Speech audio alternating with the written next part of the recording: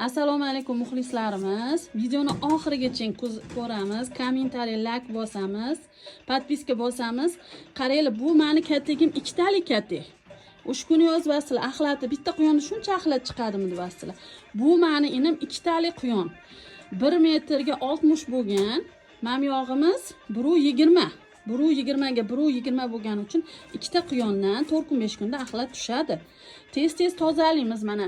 Setkali tegib, yaxshi baquvvat setka. Bu ancha yilgi 2017-yildagi illa bular. Lekin mana hali ham setkalarimiz baquvvat turibdi. O'shaning uchun axlat shunaqa ko'ringan sizlarga. Mana xudo xolisa, mana toza, pastiyani tozalab, apilka sochib qo'yaman. Apilkani nimaga sochaman? Amyak hidini sal bo'lsa ham ispalinasini olib turadi, ushab turadi.